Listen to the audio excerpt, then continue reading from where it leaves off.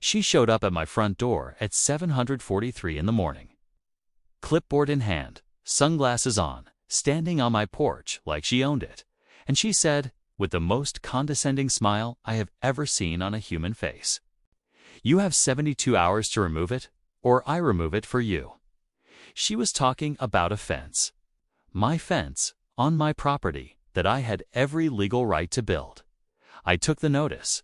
I thanked her. I closed the door. It wasn't the end, not even close. We read the CC&Rs. We read the bylaws. We even read the amendment addenda, which, let me tell you, most people never do. We did our homework. We thought we were ready. Beverly was the Architectural Review Committee chair, which, in a neighborhood of 212 homes, she treated like a cabinet-level position. Over the winter, 3 of the wooden privacy fence slats had rotted and broken. Copper figured that out about 30 seconds after we did. Our lot sits on what's called a corner transition zone, interior boundary, not a street-facing boundary. That distinction matters a lot. I filed the notification form. I emailed it to the ARC on a Tuesday. I got an auto-confirmation receipt. By Wednesday morning, Beverly was at my door. She did not knock like a normal person. She used the side of her fist. 3 heavy, deliberate pounds. "This isn't a discussion," she said, holding out a bright yellow violation notice. Pre-printed, already filled out with my address and everything. "This is official notice. If you have until Friday at 5 p.m., I took the notice." I thanked her. I closed the door. Then I sat down at my kitchen table, opened my laptop, and started building my case. Section 12, Article 4, covered street-facing fence aesthetics.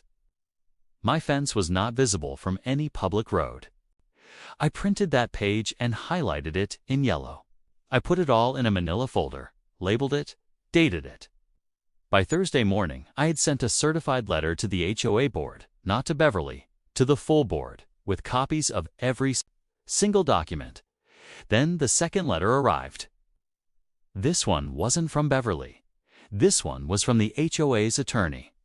Veronica drafted our response in 48 hours. It was 6 pages.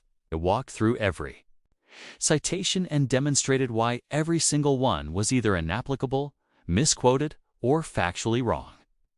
It also included something Veronica called a preservation demand, a formal notice that any retaliatory fine or lien would be considered harassment under Nevada Code Section 116.31031.